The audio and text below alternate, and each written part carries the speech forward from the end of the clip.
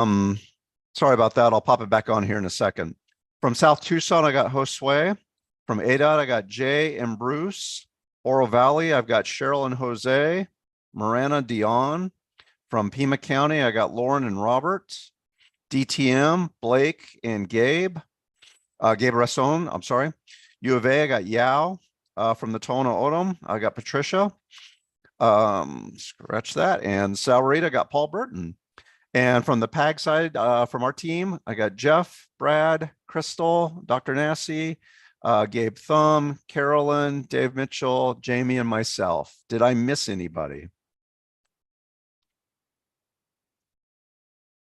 Hearing none. Fantastic. It's good to see everybody, so to speak. Thanks for jamming this in, and it's going to be good to catch up. We got a list of things we wanted to go over since our last meeting. So in-kind reporting, by now you guys have all seen this. You're familiar with this. This is the time spent. So I'll ask very quickly, is anybody on the call being paid for with federal funds? I was going to say I'll be surprised when that happens. So hearing none, I think we're good on that. So thank you as always for your time devoted to this meeting. And with that, we can jump straight into our normal realm of updates. I'll start with that first. Gabe Thumb, the floor is yours for updates on the safety activities, primarily our RSA and HSIP efforts. So go for it, my friend. Morning, everybody. Hope you're all well. It's been a minute since we've met, so glad to be meeting with you again. We're to update you all on the RSAs that have been wrapped up, have taken place, or about to take place in the region. And let's just go ahead and call that since calendar year. We have wrapped up the Marana Gladden Farms mini RSA that Richard and I did. We still are, and Dion, I'm getting back to you. I'm going to get back to you today. We still need to schedule the final meeting with the town staff, but that one is, the report's been delivered. That one's done. We've also started and completed the South 10th mini RSA for South Tucson. We have not really directly related to the regional RSA program, but I helped out a few weeks ago with ADOT and an RSA that took place in Phoenix, kind of two RSAs actually, 2 for 1. We just completed last week a Mission and Grande road safety assessment for the city of Tucson. And we have a joint Pima County and City of Tucson road safety assessment that's taking place on Mary and Cleveland Way, and that's scheduled for mid-April. Anybody have any questions on the RSA program efforts and activities?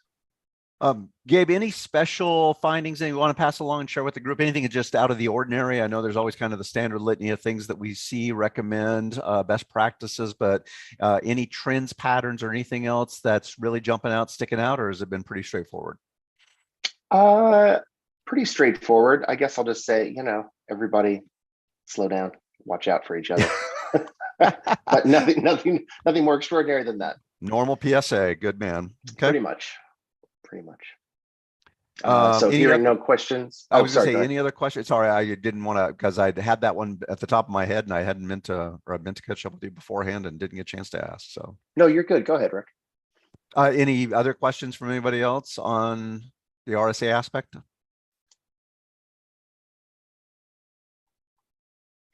Yeah. Hey, Rick, this is Jay. Go for it. I'm curious. I know that it seems that a lot of our findings, or some of them, could be driver behavior related. And so I'm curious, I think I had mentioned it in previous meetings about trying to come up with some kind of solid, public awareness campaign. Some part of the 4 E's, right? Trying to get people to understand their effects on the transportation system and their unruly behaviors. Is there anything that PAG's doing right now to work on that, or something that this group can help with? As far as driver behavior goes, I mean, we do try and address those with recommendations from RSAs and generally in the safety program with involving the other E's.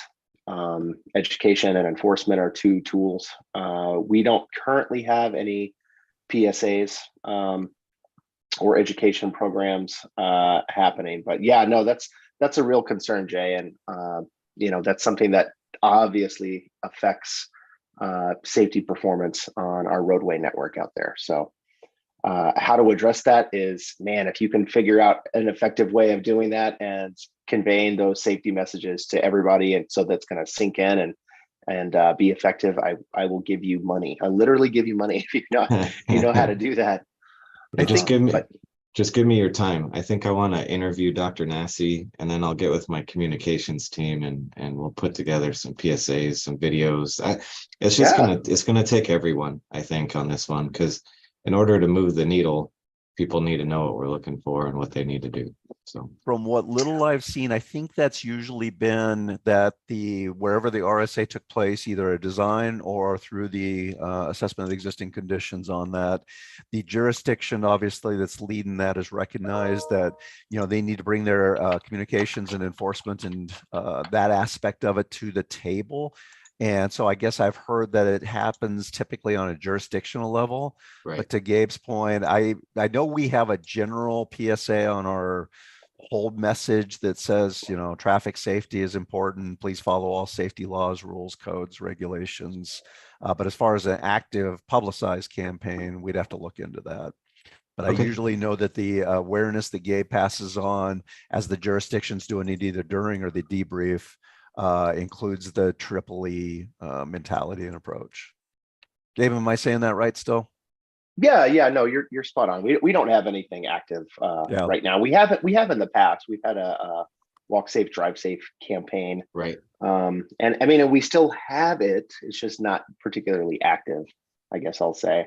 I think it's important too that we recognize not only driver behavior in the mix with crashes, but also the fact that we as a community and we as traffic and transportation professionals need to come to a place where we all say, well, death and serious injury crashes are totally unacceptable, and realize that humans make mistakes.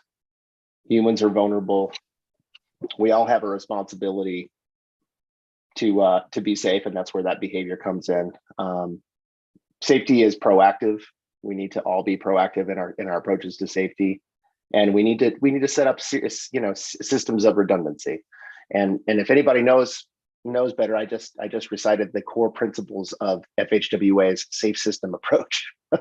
Right. So Google that if you'd like, but that's something that I think that we as professionals need to keep in mind and an approach I'm really trying to get people to turn on to. So like I said, the biggest thing is accepting that we don't want any of these crashes happening. These serious and fatal crashes are unacceptable.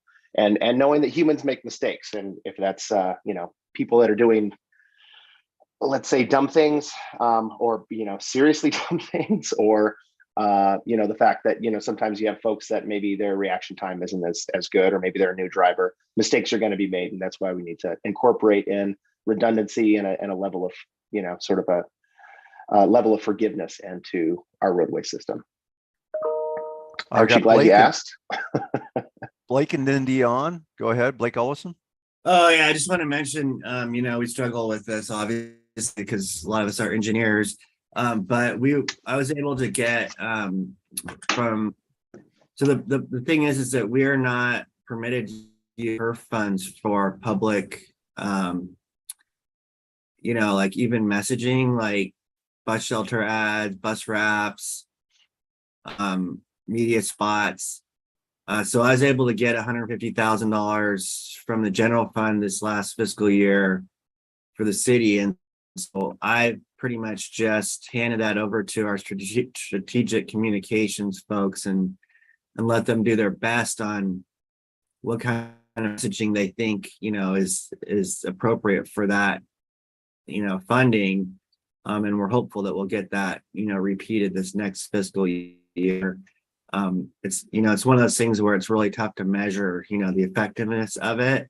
But obviously I feel that, any dollar spent is good. No, good points. Dion? I just want to lend my support to what Jay says about, coming up with some sort of messaging. And I think that's entirely appropriate for this particular group. We are the Transportation Safety Systems Subcommittee or something. There's a lot of S's in there, and one of them is safety. And I share the perspective that Jay has, which is there's a lot of bad behavior out there, and I've seen it increasing over the years. There seems to be a disrespect for law enforcement, not for law enforcement, but for the laws. And there's a shortage of law enforcement to maintain good behavior. I think that it would be entirely appropriate for this group to make recommendations and to move forward with whatever it turns out to be, with something along the lines of some sort of communication about education and safety and behavior on our roadways. Good deal. Thank you.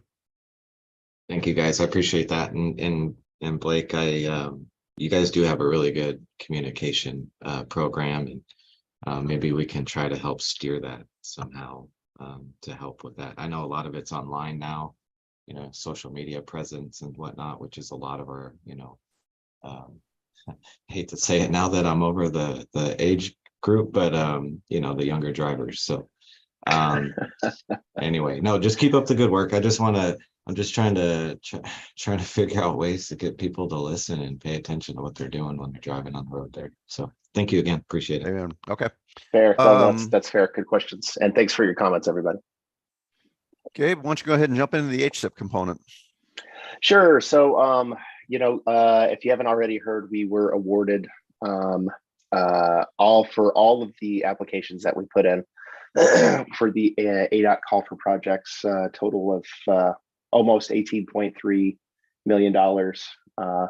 And those are for fiscal years 25 and 26, though ADOT has really been pushing and expressed a desire to advance those.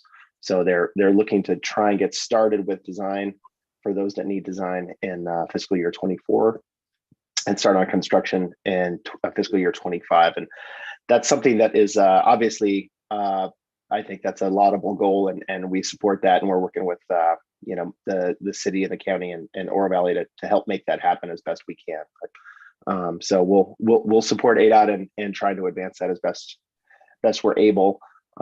The applications included flashing yellow arrow conversions, hawks.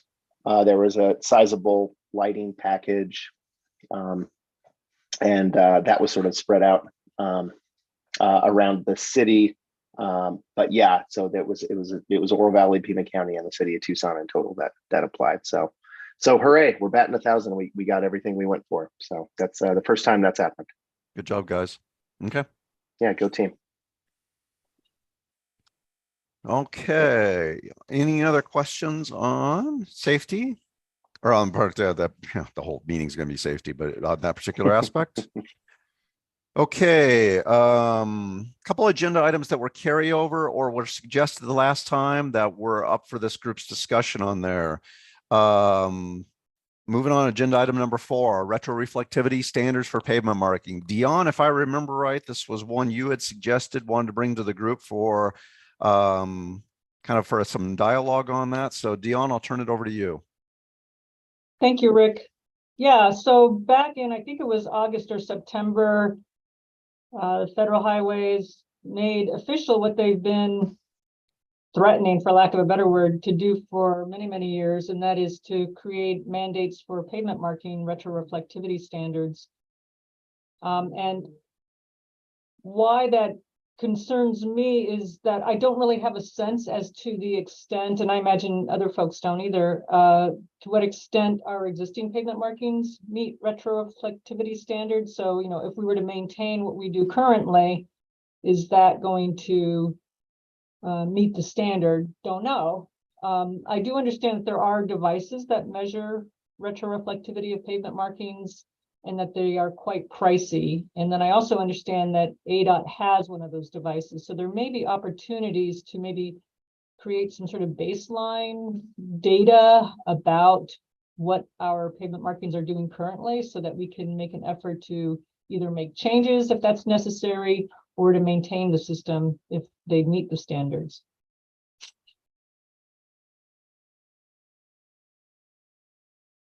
Jake, go for it. I was going to say, if I don't jump in, maybe someone will throw rocks at me. So, right. Yeah. So ADOT's been studying this for years, right? I think it was probably like 7 or 8 years when I first came into the traffic realm. I was given a mobile retroreflectometer, which is like a really super cool tool to measure retroreflectivity. You mount it to the vehicle. You can drive at highway speeds, and it picks up all the values. Yeah, it was about 80 grand. So there was a project that funded it, and we were able to use it. We got a lot of really good data. Right now, we're using predominantly our handheld retroreflectometers. It's like the Roadmaster 2. I think there's like 3 or 4 different kinds out there. So definitely trying not to sell one or the other, but yeah.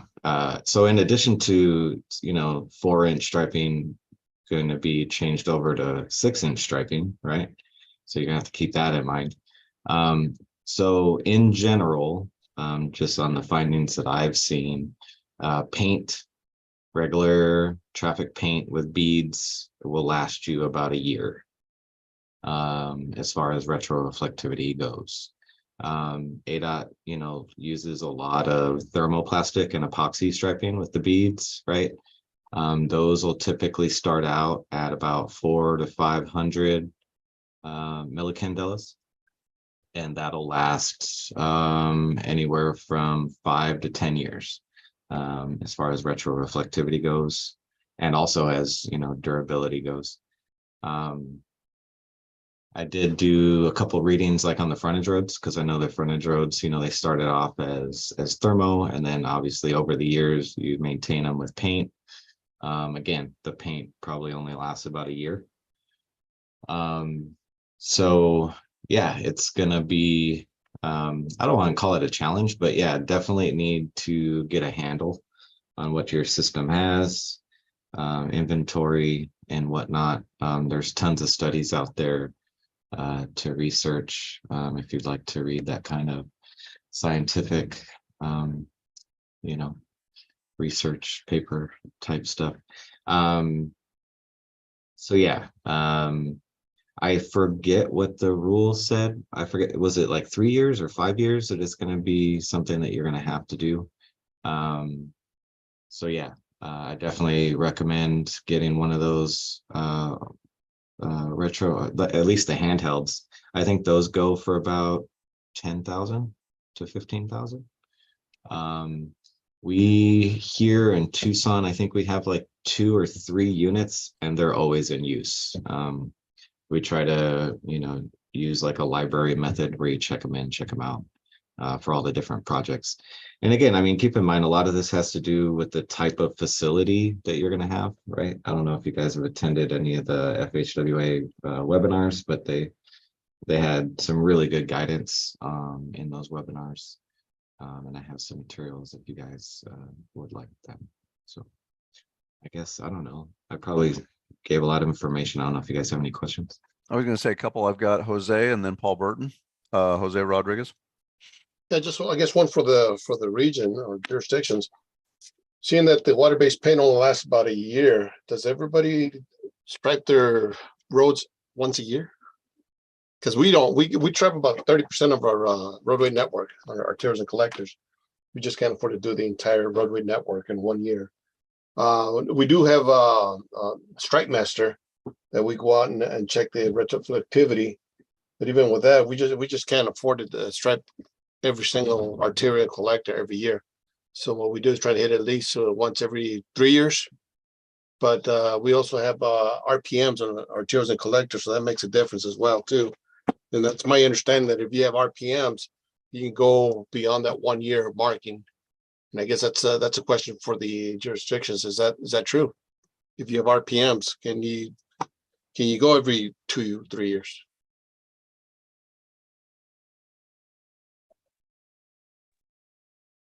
Gabe Ruscon here with City of Tucson Traffic Maintenance. We do have a striping program in place, and we do make rounds throughout the city every year. And we've got different programs for, school crosswalks or intersection crosswalks, but generally we do go around once a year and refresh everything. We implement thermal only on new projects, but we do not maintain thermal.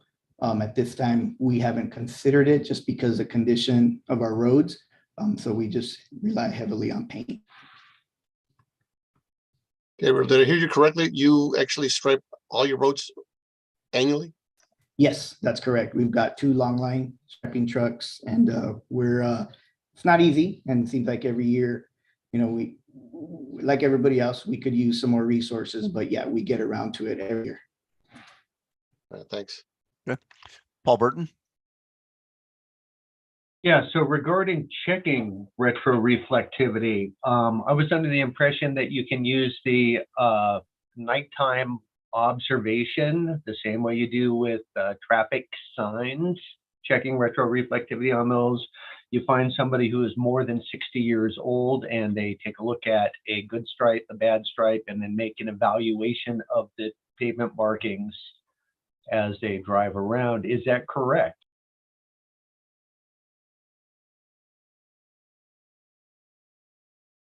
Does anybody know on that one?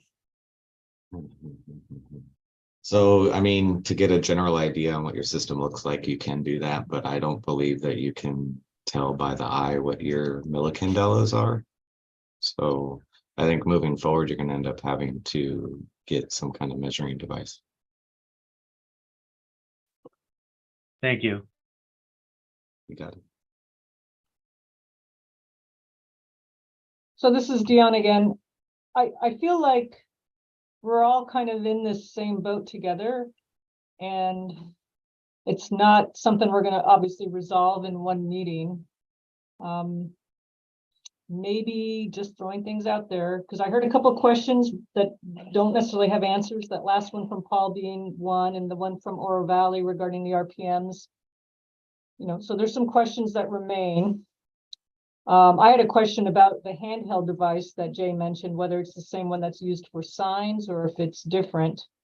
But what I'm going to propose is that maybe this is an important enough issue that a subcommittee to the subcommittee might meet and kind of hammer out some of these issues and figure out what's the best way for the region to move forward to ensure that we are maintaining our retroreflectivity standards.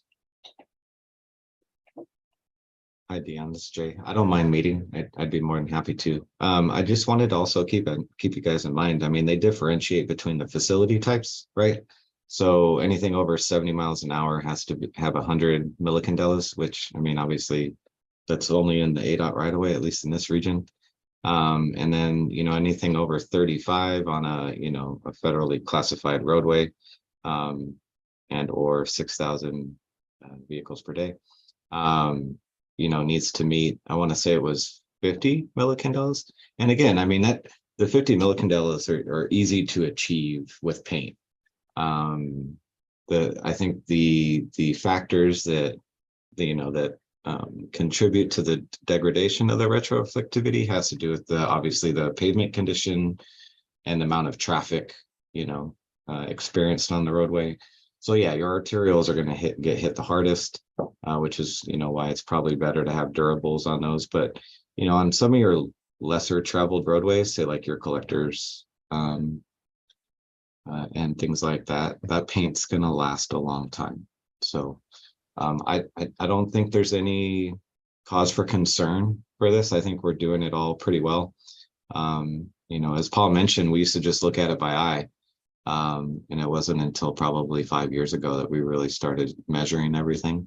Yeah, I mean, if we want to meet later to discuss more and kind of get some bulleted, I don't know, guidance, if you will, to share amongst the jurisdictions is probably a good idea. So Dion, I'll take that. We'll discuss it on our end, see what kind of activity or role we can play on that, and then I'll follow up with you on that specifically with your suggestion. Paul Casertano. Good morning, everybody. So, I guess, I'm a little curious about what the monitoring activity needs to look like in order to regularly measure the retroreflectivity requirements with an extensive roadway network mileage that the county and the city have. That's going to be something that we want to keep a close eye on. So I think more discussions are probably very fruitful from our perspective. And my thoughts immediately go to the discussions that we're trying to initiate related to the Regional Pavement Management Program and the need that we all foresee to collect asset inventory condition information. If there's a nexus there, then we should probably start talking about that and see if acquisition of retroreflectivity conditions might be one of the data fields that we can incorporate into a data as a service type of model as we look at options to move that program off of the city-owned pavement condition van to a new business model. So I think more discussion would be really helpful from our perspective on that. I would be curious to kind of get clarification from Jose, whether you're able to monitor everything and measure all of your reflectivity for your pavement markings with the approach that you mentioned, and whether or not there's any, is ADOT doing all of their own measurement using equipment that it has purchased, or are they commissioning any of that from an outside service to deliver that as part of an asset inventory effort?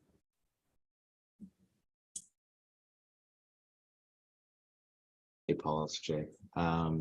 We've done both. So on all of our construction projects, we do that for acceptance. So at least then we have those new areas. We did go through a statewide effort. I think it was like 3 years ago. And so, yeah, there are folks that definitely want to go ahead and contract that out because it is such a workload. But yeah, we're in the midst of trying to get together our own asset management system. We kind of have a bunch of them, and we're trying to get them all synthesized, if you will. So yeah, more to come. Okay.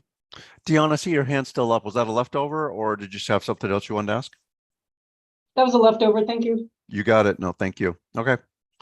Good discussion. Dion, like I said, I'll follow up with that, check into it, and I'll follow up, and get back with you on kind of different strategies, kind of to take your suggestion. I'll run with it and then stay in touch and see what we can work with on that.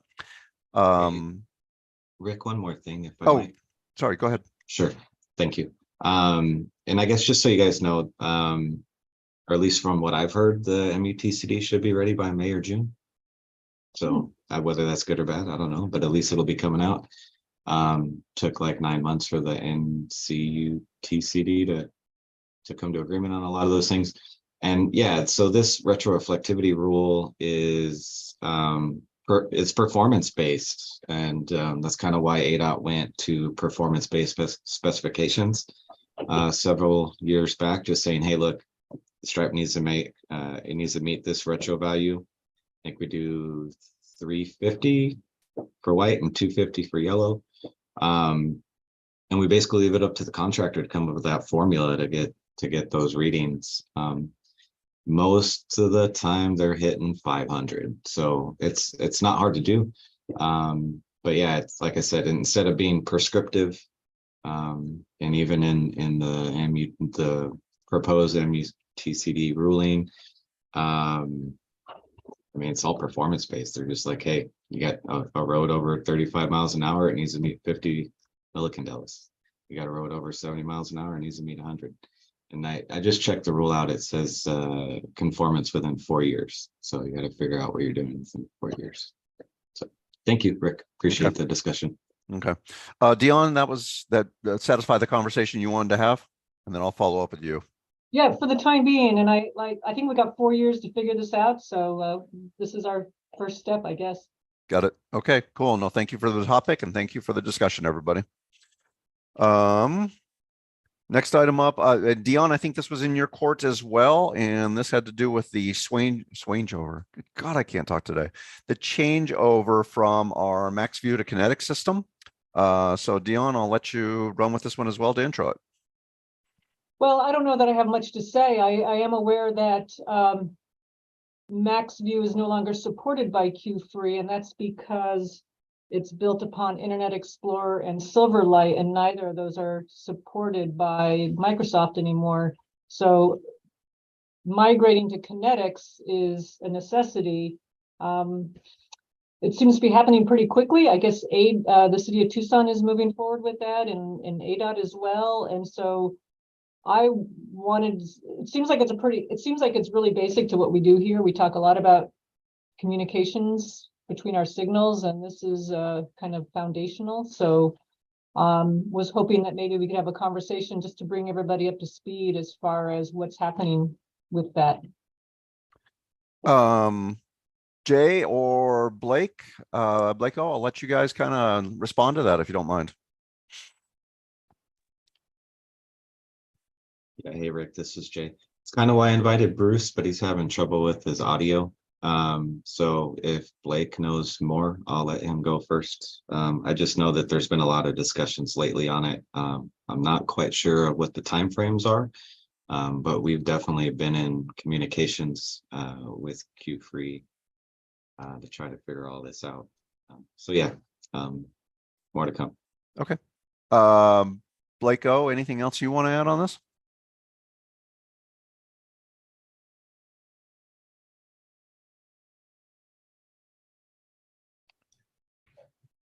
I can maybe chime in, Rick, not that I have any more of an update than anybody else, but on the city side, Q3 has been working with our IT department, and they've just been trying to iron out IP information and security type stuff. So it's kind of been in their court, and we've just kind of been asking for updates, and usually every time is they're still working on it. So I think things are happening slowly. Are you satisfied with the level of support that you're getting with Q3?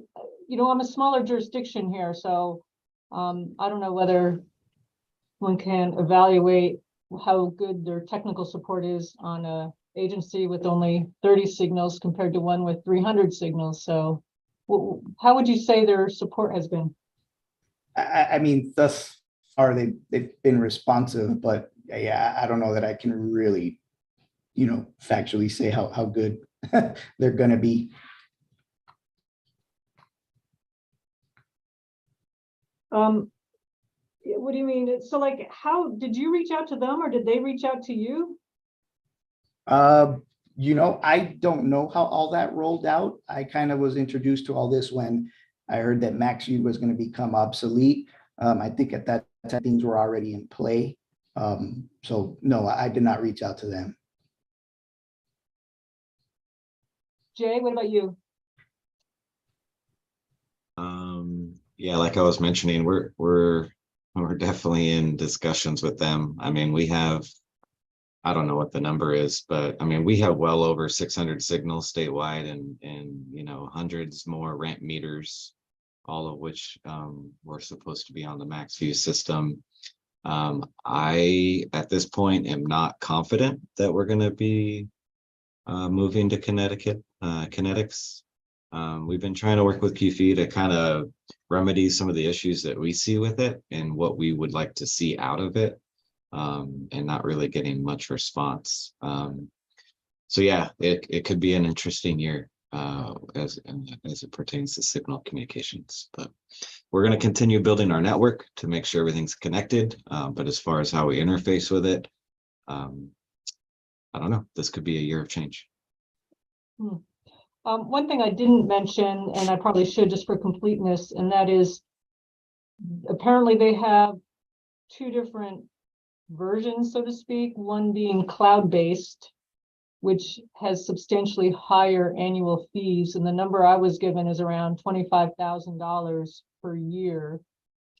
And then they have another version where it's hosted on your server on your site. And then the quote I got for that was about $8,100 per year. So considerably some cost savings if you host it on your own site, but you know, there's probably some trade-offs there. I just don't know what they are.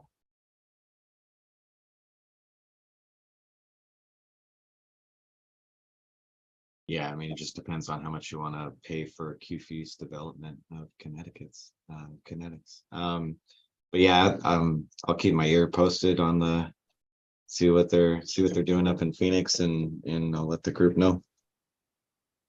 So Phoenix went to kinetics? No, we have not. We haven't migrated yet. Okay. Anybody know about the city of Phoenix? I think what I'll try to do is try to attend the next MAG/Aztec meeting and see if I can't get any updates there. That would be great. But I do know a lot of the agencies are looking elsewhere. So Jay, is that elsewhere than kinetics or? correct. Yeah, you know, like what is it? Transview, and there's kits, and there's a couple of different systems out there. But yeah, Phoenix hasn't changed over yet. And that was my question is, are we going to try to work as a region to have the same thing, or we're all on our own now and do whatever we want? Kind of get a feel for that. With the new technology, I mean, almost everything's going cloud-based. So I think as long as you have your own robust system, it's not going to really matter, because the way the programming languages are set up now,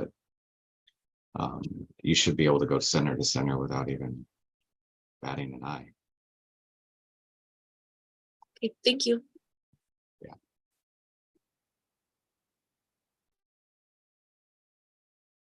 Yeah. Okay. Thank you guys all for the updates. Dion, I guess this question's more for you. Based on the discussion you had, based on the discussion you heard, do we want to keep this as kind of a standing item, or would you rather stay in touch with me and kind of as more progresses, or as you hear more, we can add it as a agenda item specific to whatever that next meeting would be? What's your preference? I feel like it should be a standing item, but I don't know whether to call it migration to kinetics if agencies are thinking they may go a different route. Yeah, you might want to use like a title like ATMS or something. Okay. Okay. Something more general. Rename agenda topic to what'd you say it was, Jay? AMS? No, ATS? ATMS. ATMS. What's that stand for? Before I screw it all up. Automated Transportation Management System. Automated, that's what I thought. I think that's what it stands for. Automated transportation.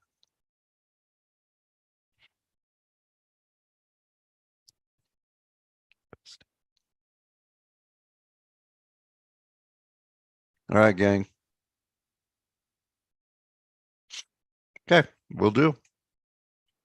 The last item deals with the email and kind of the assignment to give a little bit of history and perspective on this. I gotta find that old.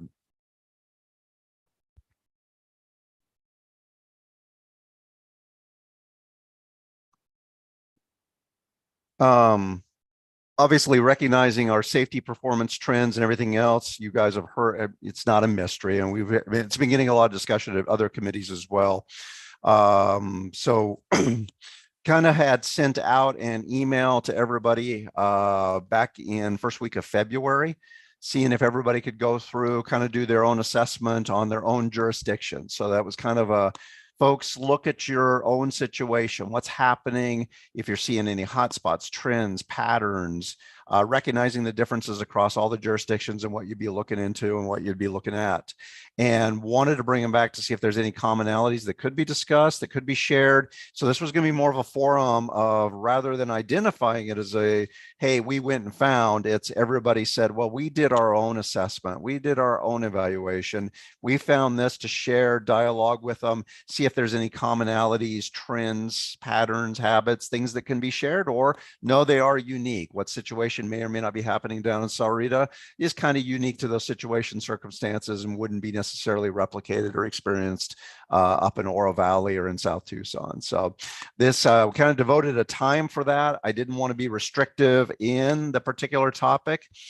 Just wanted to allow for this first discussion, kind of anybody that wants to share where they got, what they got, what they were able to find, any findings that they want to highlight, or anything else they want to share for the discussion. So floor is open for whoever would like to go first on that particular aspect with that intro.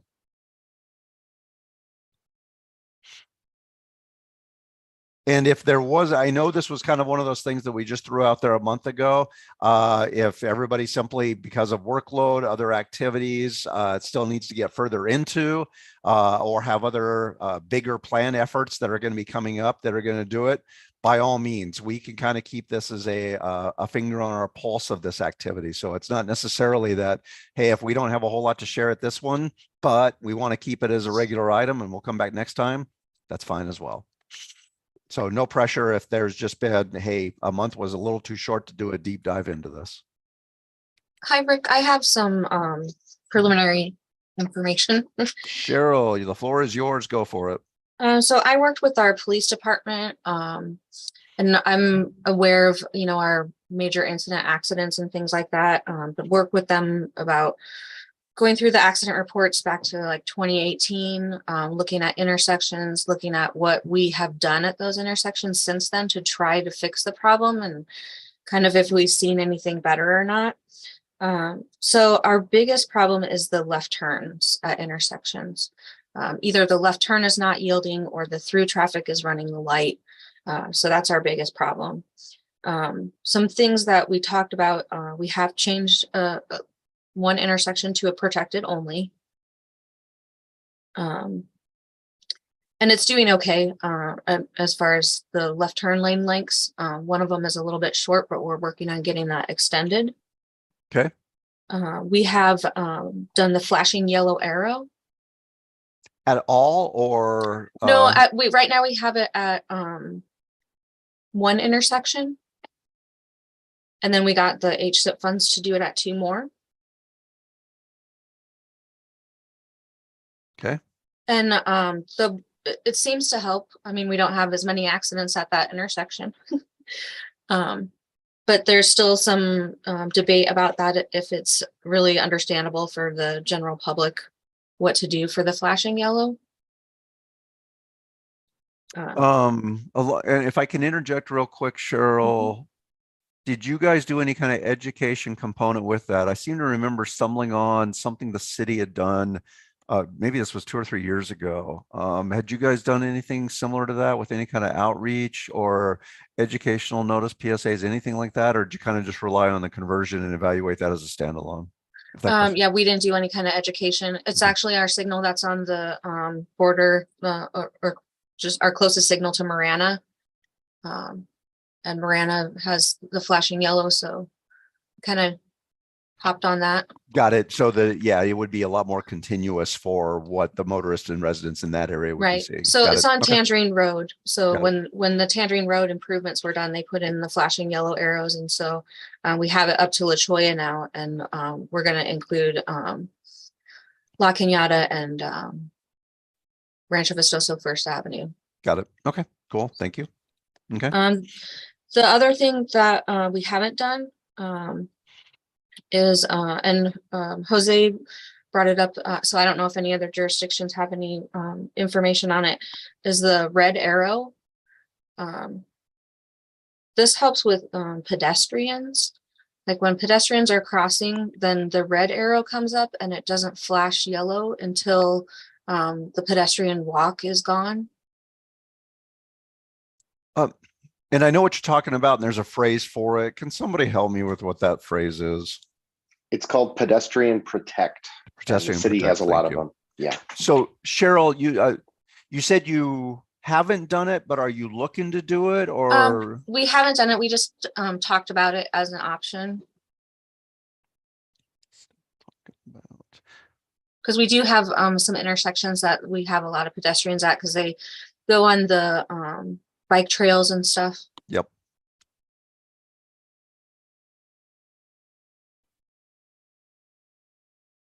Okay. Right. That's all and then we just identified, you know, a couple intersections that were the worst, and so keep trying things there to try to fix it. Okay. No, it sounds like good methodology and good overall approach. So I've got Paul Casartano and then Jay Gomes. Hello again. So our efforts in safety of late, I'm delighted to announce that we received a federal Safe Streets for All planning grant to develop a regional safety action plan. And so we'll be able to utilize roughly $1.5 million federal dollars to develop a comprehensive safety action plan for Pima County and all jurisdictions therein. So this was the partnership that we had reached out to each of you about some months back when we were preparing the application. And so we haven't really taken a deep dive into the safety analysis as yet, and we expect to do that much more thoroughly as part of the action plan development. Another outcome that we're looking for from that action plan development will be kind of an identification of some of those education activities that you all have been talking about during this meeting, because we know it's not just going to be a list of infrastructure projects that are going to most adequately make the right impact on the safety performance across the network. So we want to do a deep analysis of what the crash issues are from, throughout the entire network. And what we're hoping to get out of that, in addition to other things, are effectively a safety identification to project or initiative development process that we can repeat on a regular basis so that we can do this more easily, look into the data, and then have a pretty short path to, well, what do we do about these safety conditions that are taking place at particular intersections or segments or whatever is going on. Basically adding that implementation delivery component that's always been, okay, we got it, we found it, but what can we do with it? Correct. So as you recall, the 2016 PAG safety plan kind of stopped short of identifying projects. We kind of said at the time, here's some options that you can pursue. We're going to leave this to the jurisdiction. So recognizing that that's kind of the position that the MPO will continue to be in, we felt it was appropriate to take the approach from an owning agency perspective. And so we want to take it all the way to project identification so that we can identify good candidate projects for federal safety implementation funds, but we recognize we want to and need to go beyond that to identify smaller scale projects and initiatives that are not going to be very good candidates for federal funding. Those are also going to be important to identify as well. So at this point in time, I'm envisioning kind of an overarching list of systematic types of things, lighting, speed adjustments, those types of things that will be network wide, and then specific lists for each jurisdiction that will work closely with each of the jurisdictional DOTs to develop an Oro Valley list of here's Oro Valley's top safety projects and initiative candidates. And this one or these two might be best suited for federal funding, and help them go after that federal funding. We may find that none of them are suited for federal funding. So that's the concept there. So we haven't really taken the deep dive that you requested, Rick. And I should also mention that I thought I had recalled the ask, but I'm not finding the email. Did the email come from you, or? It did. The date would have been February 8th. Okay. In the afternoon. And to be perfectly honest, so our answer would have been, you're doing the deep dive as part of this, but we're not yeah. doing it yet. But we didn't take the time to answer that until now. Perfect. Okay. No, good gosh, thanks for the update. And that's yeah, and that's more appropriate that if you've got that coming right around the pipeline, then by certainly no means we want to overlap efforts or duplicate efforts. So, and then just from a timeline perspective, we're hearing we're still a couple months away from an agreement with FHWA to allow us to access the funding. So we'll be going from the conceptual building blocks of what a safety action plan we envision should be to an actual detailed scope of work. And then we anticipate releasing an RFP. So we'll be involving all of the folks in this meeting along the way as part of that process. And we'll certainly need your input so that we can make this not only valuable for all of Pima County, but specifically valuable for you and your jurisdiction's needs.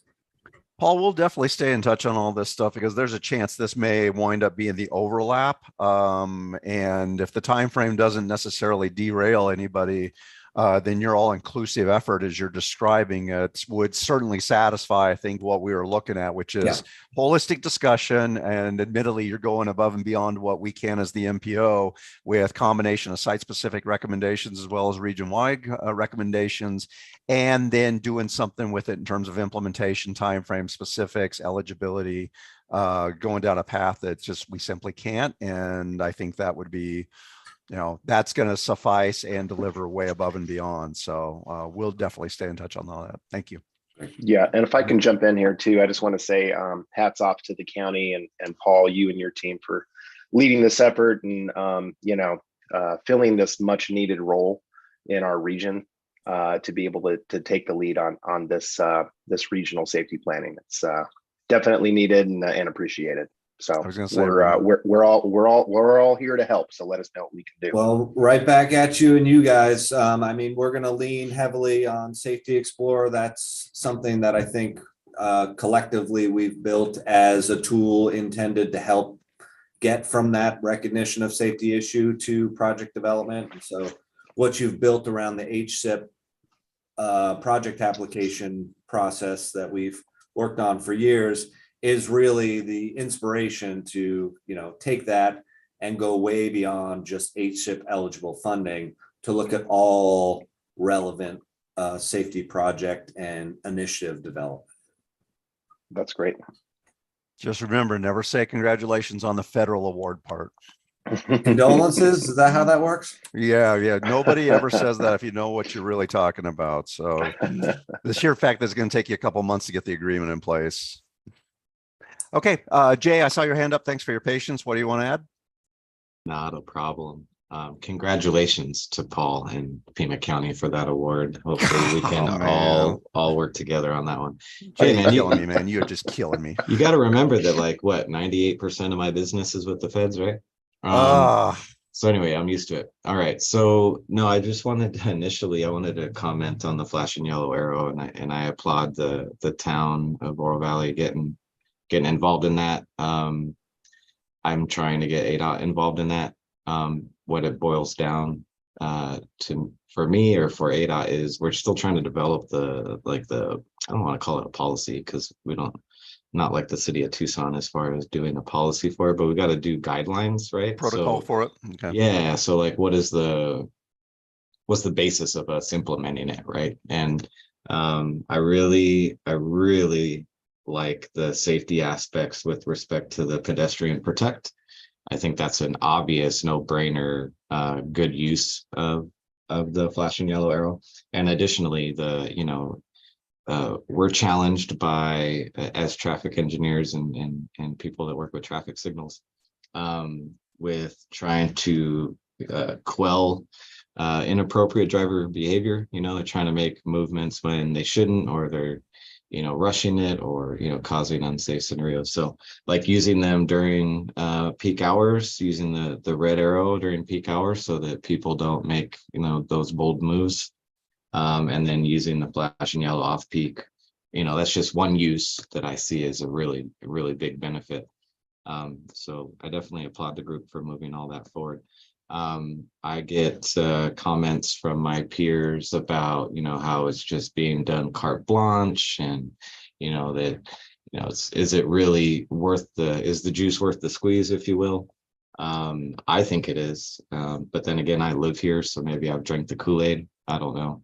But have any studies been done? I don't know, maybe for Gabe or Blake on the effectiveness. I mean, I've read the NCHRPs and kind of the high level research, but it's really good to get kind of a local perspective on that. So I don't know, have you guys, I'm assuming if you guys get called from the news like I do all the time, they're constantly asking for studies, or, hey, we saw you worked on this intersection, how is safety improved, and things like that. So I don't know if you guys have jumped into that realm yet or not.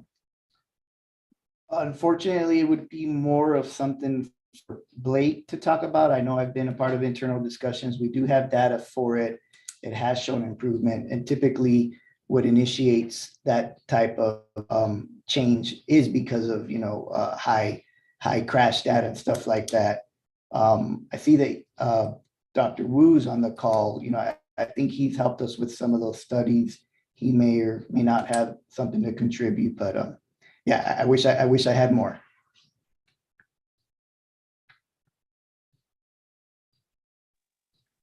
This is Gabe here. Yeah, we haven't conducted any studies, but yeah, I would defer to Blake, see if he has. I'm not aware of any that he's done, but yeah, there's the national research, Jay, of course, the crash modification clearinghouse. So those show them to be pretty effective, but nowhere have I seen anything studying this specific treatment of the pedestrian protect that we have been doing here for several years now, and rolling out more and more across the region.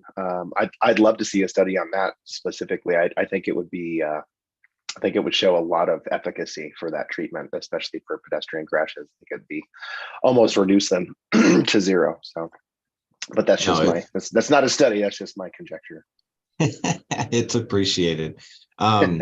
Is there any way that we could get maybe a vendor to put on a training for the controller programming aspect of this? Maybe like Eric from Econoline might want to come and share with the jurisdictions how to program that kind of stuff.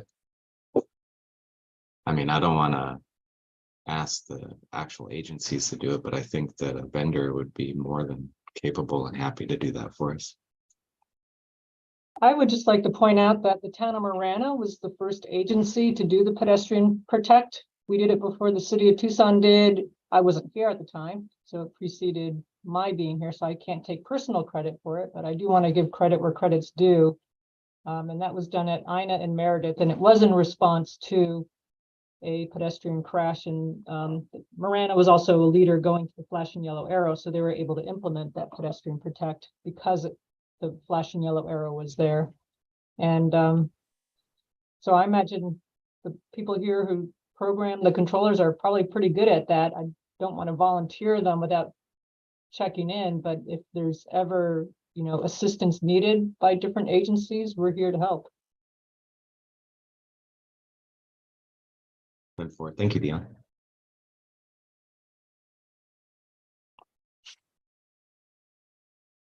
Okay. Any others that have had a chance and like I said, you've heard Paul Casertano's update on that. So there may be, I shouldn't say there may be, it sounds like that will be an opportunity. So if timeframes are more conducive for within your organization and what you're doing, or if you want to do a companion piece on it, but it sounds like with what the county's efforts they're going to initiate, that will probably be a forum that would replicate what we're looking at. So I didn't want to skip anybody if they had a chance, jumped in, or wanted to speak up on anything on top of this. Cheryl, Jay, Paul, thanks for your summaries, your updates as well. And it's definitely, I mean, if it was easy, we would have solved this eons ago. If it was a silver bullet, we would have shot it already. It's not. It's complicated. It's got 50 moving pieces, and that's rounding down. So the fact that I think it's kept the attention is good, and the fact that there's getting more opportunities for it, and specifically something that's going to lead to direct action. Really happy to hear that, Paul. You mentioned a couple months for getting the agreement. I assume you're going to use outside consultant assistance on that. You mentioned an RFP, if I heard you right. That's correct. Okay. That's how we're envisioning it. A Okay. fairly substantial team. We're going to need to do a lot of public input in addition to the crash data analysis and project development. We're going to have to and want to take some of the project concepts into the DCR process. Okay. As we can to get them as ready as possible for federal or other funding. So this is not a flashbang thing. This is something that's going to have some duration to it. It's going to have some productivity to it, and it's going to have some time investment on it. So yeah, that's kind of perfect. why it was. Okay. It's so substantial in terms of a planning grant. That's a true. Lot of $1.5 million is so not we something want you mow to through. step into project development as well. Okay. And then because it has so many moving parts, we want to establish it as repeatable. Okay. So I will definitely keep this topic on for our regular, but I probably will also keep this in more geared towards an update from Paul on his efforts, unless somebody else, as things progress over the next several months, if anybody else does do it, we'll keep this as an agenda topic so that we can continue to stay on top of it. So Dion, sorry, I just saw your hand go up. I apologize if I kept you waiting as I was babbling on. Not at all. I just put my hand up. I wanted to ask Paul if he has a sense of the timeline for that grant, like in terms of when the RFP might go out and then how long he anticipates that the work would commence. So we've been kind of talking about an 18-month process. We want to truncate that as much as possible so that we can get through effectively the checklist of what an action plan has to have in it. That then allows agencies to go after the SS4A implementation grants, the federal grants. So we're hoping to be able to step through that in fairly, within a 12 months of that 18 months, and then continue to do work to wrap things up in the final months. So that's kind of how we're envisioning it. We haven't quite solved that puzzle exactly, but that's the vision at this point. And when do you think an RFP might go out? Soon after we get contract with Federal Highway. So we don't have that. We haven't gone from the building blocks of the application of how much budget we expect for public outreach and data development, et cetera, into a detailed scope of work.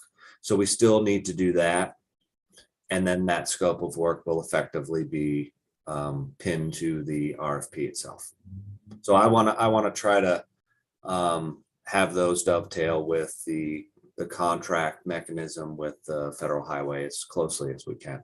So we're as ready as we can once we get that contract in place. Paul, I hope I'm not outstaying, and I've got limited experience on this. I'm pulling from one data point, but from what I'm seeing on grant agreements to put funding in place, the activities that they're talking about, it's not quite as quick as what we do with federal authorizations when they come through the region setup.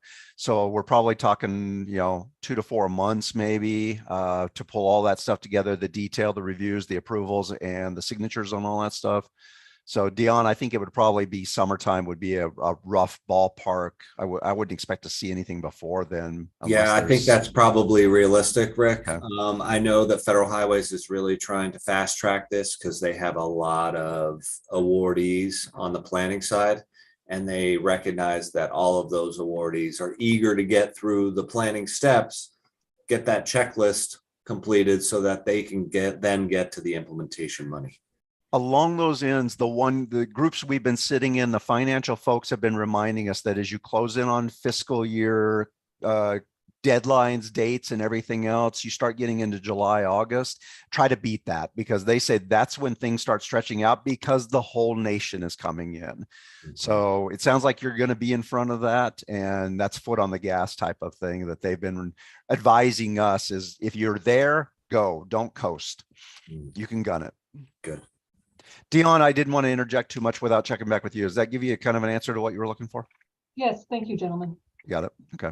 I also wanted to jump in just real quick, Rick, and say that I think the process itself to get the contracting all set up and the agreements with the feds will take a little bit. But once that happens, given that it's a direct recipient grant, I think that the rest of the process is going to go, hopefully, fingers crossed, not trying to jinx you, Paul, but I think it's going to go pretty smooth. Last question, Paul, as you're providing this update, have you decided internally on who's going to administer this, be the lead? Is it going to be you for the beginning and then you'll hand it off to one of your team members, or is that still to be discovered, determined, and you'll share that as we go forward? We're going to need to talk that through. I'm going to be intimately involved, but I don't have the capacity to project manage this. So we're going to have a project manager on it, and it's going to be a team both internally. And then I very much expect to have very close interactions with the jurisdictional reps to both guide the project, oversee where it's headed, and ensure that you all are getting out of it what you need. Because its intention is a regional collaboration. It's not a county exclusive initiative, and that's not how it was submitted or sold. Got it. Okay. All right, folks, like I said, I'll keep this as a standing agenda item for our regular updates then. And that way it'll be broad enough to cover that activity as it's unfolding, and then anything else the jurisdictions want to bring to share for dialogue, discussion, feedback, and just sharing of best practices. So with that, I know we've kind of did a deep dive. Anybody else have anything on that particular aspect? If not, we'll move into our last item, which is, Crystal, thanks for being a step ahead of me. Regional traffic, the communications updates on this. I know Francisco in the past is, and I did not see that he was able to jump in. Do we have any updates on signal communications from any of the jurisdictions that wish to provide it? Rick, we got a grant to get additional MaxView licenses, and you and I had some communication back and forth when I realized that the city was migrating to Kinetics, and I had heard, whether it's true or not, I don't know, that ADOT also is migrating to Kinetics. I investigated whether instead of buying MaxView licenses, we ought to upgrade to Kinetics, and that's the direction we're moving forward here at the town of Marana. And Dion, if I remember right from that email exchange, your ADOT counterpart had indicated that because you caught it in time, that was not necessarily going to be problematic, correct? That's correct. I was required to submit some additional paperwork, which I submitted, and then he got back to me with what I assume were some okays with that paperwork. I do have some questions as to what that means, because there's been a lot of silence on the part of ADOT, and I haven't gotten anything that said go ahead and purchase. So I've been waiting for that, but I'm wondering whether the paperwork I received was some sort of implicit direction to move forward, because I haven't heard anything, and I kind of thought I would call ADOT and find out, but I could ask Paul about, maybe Paul Burton, his progress on his grant. I was going to say, usually when it comes to that ADOT stuff, I agree with your assessment that I've commonly you know what, a verbal phone call just to absolutely, okay, I'll stamp that on top of the good, I got the written approval and I got a verbal confirmation. So I think that's a good smart practice on that. But Paul Burton, did you want to jump in, answer Dion's question too? Well, I'm in pretty good shape because they're just ordering equipment for me and I'm paying for it and then they're paying me back. And since it was sole source and sole product, it's really pretty straightforward. It just moves at the usual ADOT glacial federal pace. So, because what I haven't gotten any indication of is that any purchases moving forward. And so just recently, like in the last week, I thought maybe I shouldn't be expecting ADOT to do something. Maybe the ball's in my court and I didn't even realize it. Did you get some sort of communication with ADOT about moving forward with their making the purchase for you? Yeah, just a couple of weeks ago, I answered one or two questions for their final procurement thing and or final procurement pass.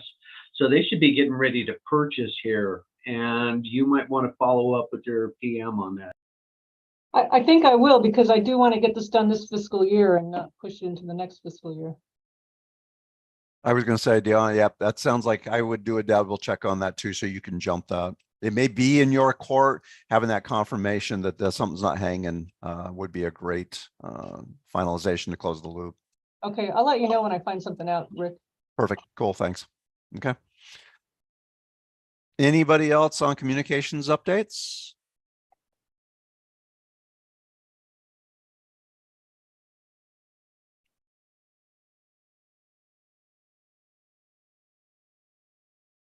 And this is a regular standing item as well. So by no means, it's not a one-shot done. We'll never talk about it again. So updates.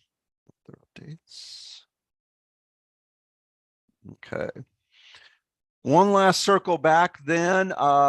Any of the topics we talked about, I don't want to get into anything new, but anything else on the stuff we've discussed, information that's been shared? If not, we'll plan on, right now, we'll keep the every other month cycle. So our next meeting would be tentatively, if you guys can block out, we'll keep on the second Thursday. And looking at May 11th. So if you can block that out from 9 to 11 as we get closer. Meeting hold May.